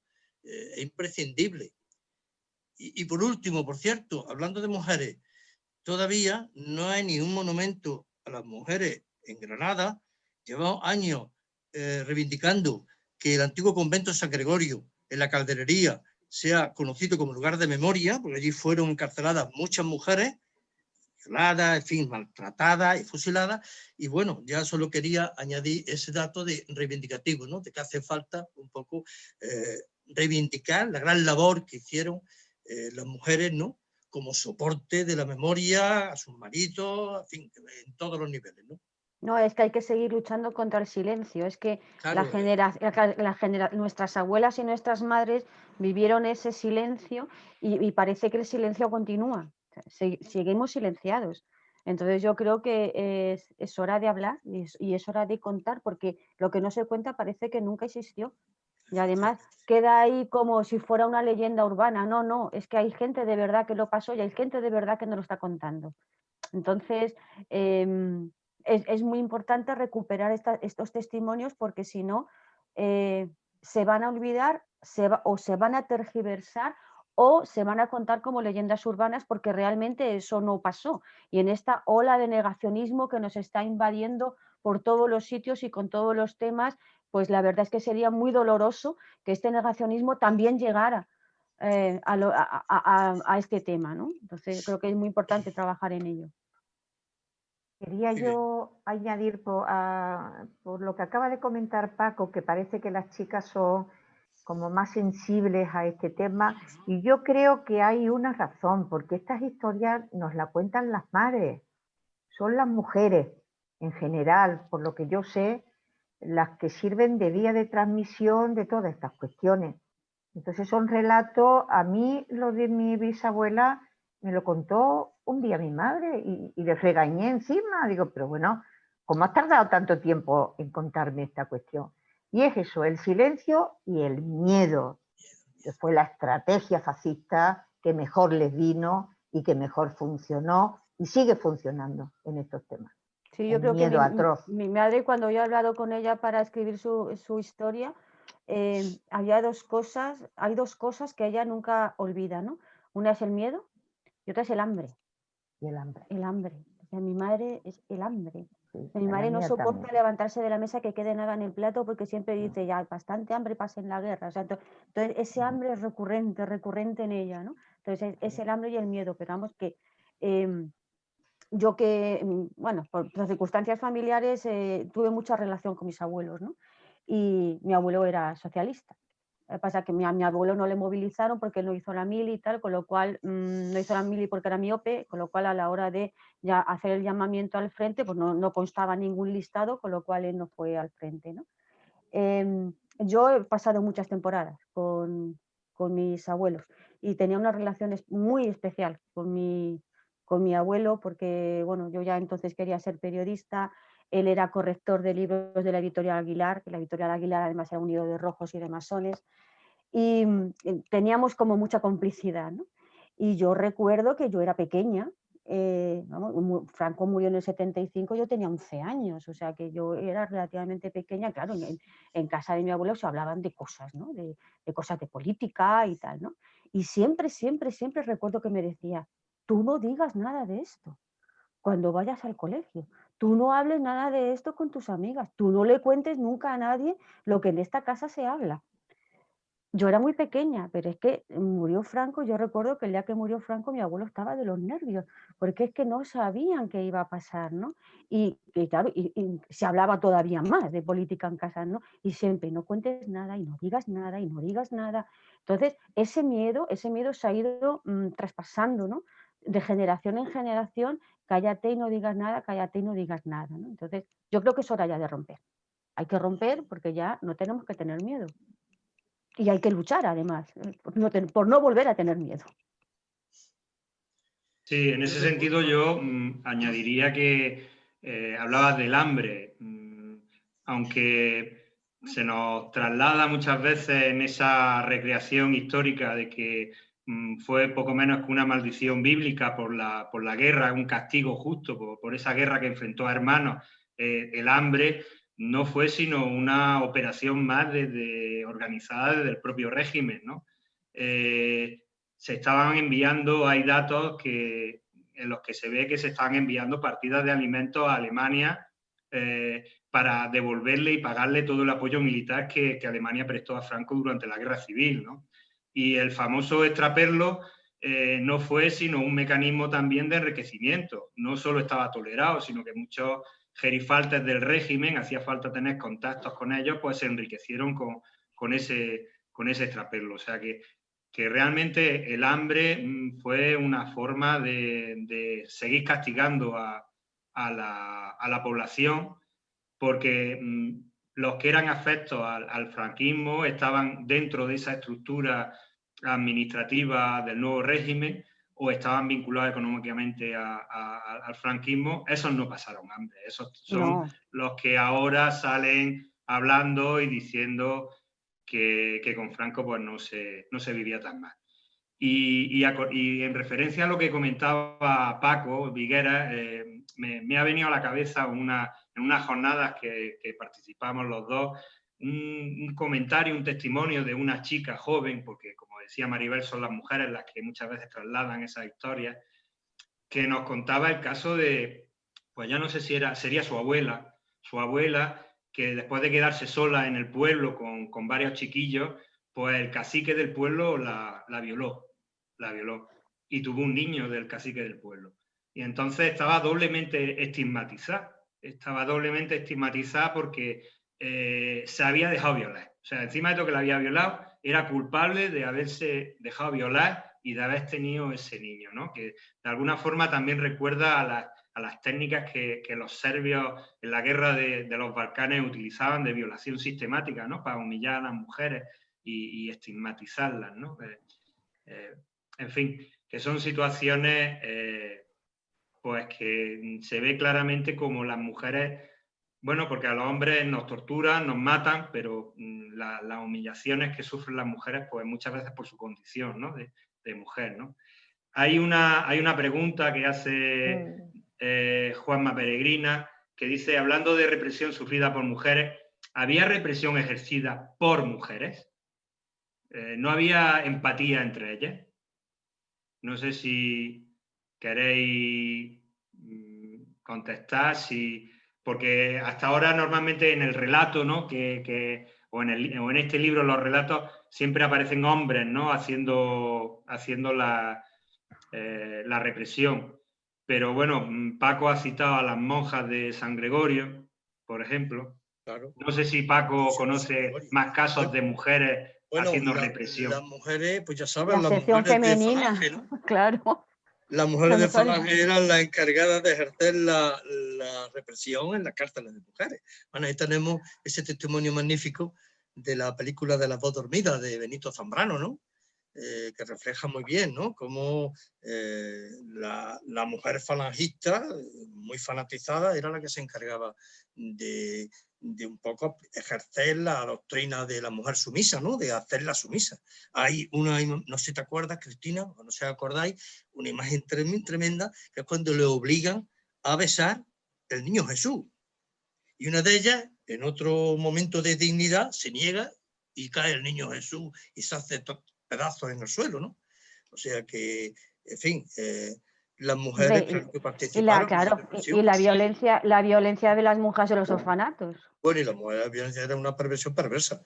Yo te puedo decir que yo estuve en un colegio de monjas, sigue más lejos, ahí en la Plaza de los Tiros, en la Mercedaria, y recuerdo que era el reglazo, los libros, en fin, lo que todos hemos contado con la franquista. Yo aquello lo sufrí, pero mira, había incluso todavía un castigo más perverso. Y es que si te portabas mal, si era chico, te mandaban a clase de las niñas, porque era, claro, estaba todo dividido, para que se burlaran de ti. Y después la venganza era que cuando una niña se portaba mal, la mandaban a clase de los niños para que se burlaran de ella. O sea, esos eran castigos perversos que iban modelando eso, una forma, una mentalidad, niño contra niña, y porque la idea era esa, ¿no? Que todavía seguimos con eso en la nueva ley de educación que ahora mismo está en marcha, ¿no? Que todavía está el tema de la coeducación pendiente, aquello que se empezó con la República, que se interrumpió y que ya te digo, yo aquello lo viví, pues ya tú, niño de 6 años, ¿no? 7 años, de una forma traumática, ¿no? Creo que Cándida quería apuntar algo. Sí, claro, es que no podemos entender a las mujeres como un bloque.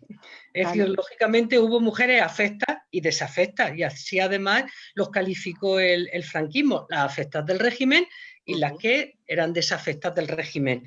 Y esa es una marca o una de las líneas, de las muchas líneas divisorias que se marcó en el momento. Lógicamente hubo mujeres, no solamente de la sección femenina, sino antes, es decir, y sin sección femenina, que estaban junto a los golpistas o que eran de derecha y que promovieron la represión igual que los hombres. Así que no podemos pensar nunca, solo sabemos muy bien, en un bloque de mujeres. Hoy hemos estado hablando de esas mujeres cuya memoria no ha sido escrita ni ha sido rescatada, porque es la historia de las mujeres que sufrieron represión, como bien habéis dicho, por ellas o por sus maridos, como bien señalaba Maribel, incluso la gran mayoría de ellas, o una parte muy importante, no tenían una práctica política reconocida como sindicalista o como feminista o como política, sino, bueno, estaban en esos entornos. Pero de igual modo que eso, hubo mujeres que participaron, no tanto en el tema de fusilamiento, yo al menos no lo conozco, en las cosas que yo he estudiado y en las que no las que yo he estudiado, sino las que yo he leído de colegas, compañeras historiadoras que han trabajado a la época. Pero sí que, por ejemplo, en las prácticas de detención, cuando iban a detener a mujeres a casa, a veces iban acompañados de mujeres y eran, por ejemplo, estas mujeres, las que en muchos casos las desnudaban o las reconocían por si llevaban armas o llevaban cualquier otra cosa. Es decir, eso hay testimonio, está reconocido. Por tanto, lógicamente hay un sector de mujeres que está apoyando la sublevación contra la República, que apoyan la guerra, aparte del tema luego de todo lo que significó la represión que era la sección femenina. Pero bueno, la vida de las mujeres es plural y las mujeres participamos de todo, de todas las ideologías, de todas las etnias, de todas las religiones y por supuesto, en este caso, de la violencia. Claro, una de las cuestiones que nos podríamos plantear, ¿esas mujeres sufrieron también violencia? Desde nuestro análisis, sí. Desde el análisis de historiadora de las mujeres, como yo hago, esas mujeres, ellas también fueron objeto de violencia, aunque no del mismo modo que las desafectas. ¿Por qué? Pues porque fueron sumisas, no las dejaban hablar, en fin, toda esa represión simbólica a la que hemos hecho referencia, que ellas padecieron sin ser conscientes. Es muy interesante yo aparte de decir, como habéis señalado, yo soy del mundo antiguo, como habéis dicho, pero dirijo una revista, la revista Arenal, desde hace muchos años y por suerte hemos publicado en la revista pues bastantes trabajos sobre el franquismo.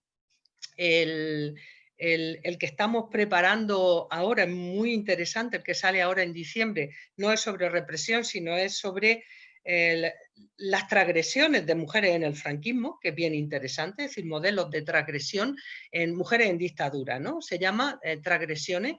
Y claro, ahí encontramos pues, muchas mujeres que fueron afectas al régimen y que tuvieron un proceso de conciencia o incluso la propia reconversión que quiso hacer la sección femenina. Es curioso, a final de los años 70, para intentar reubicarse en un mundo que ya había cambiado, ¿no? Entonces, bueno, eran solo un apunte sobre que hubo mujeres. No conozco ningún trabajo sobre mujeres que asesinaran directamente, pero de luego que participaron delatando, apoyando, etcétera, sí que hubo. Pero, claro, las mujeres no están todas en un sitio, estamos en todas partes. Muy bien, muchas gracias. Pues ya nos estamos aproximando a las 9 y son 2 horas, ¿no?, las que hemos estado de esta exposición, esta conferencia tan interesante. Agradecer a Paco Viguera y a Cándida Martínez su magnífico análisis, a Cristina Prieto pues su aportación con este libro, con este relato que ella ha desarrollado y el proyecto que van a seguir desarrollando de otras nietas de la memoria. Y bueno, por supuesto al Ateneo y a Jesús Ambel por como decía al principio, darnos este respiro intelectual dentro de la pandemia y el confinamiento en el que vivimos. Agradecer a todos los asistentes y su interés y nada más, que nos seguimos viendo. No sé si Jesús quiere decir algo desde el Ateneo, presentar o publicitar la próxima conferencia que ya tiene prevista. No, solo daros las gracias. Sabéis que la memoria democrática e histórica tendrá siempre su sitio en el Ateneo, porque me parece que es una manera de respirar en la actualidad, a propósito precisamente del saber en reserva que hay en la memoria y que todavía tenemos que explotar en la actualidad.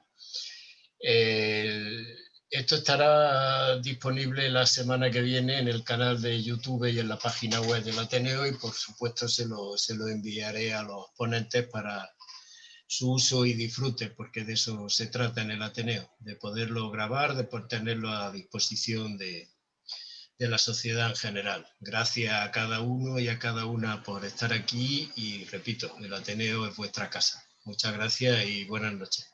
Gracias a vosotros. Chao. Muchas gracias. Buenas noches. Buenas noches. Hasta luego. Chao.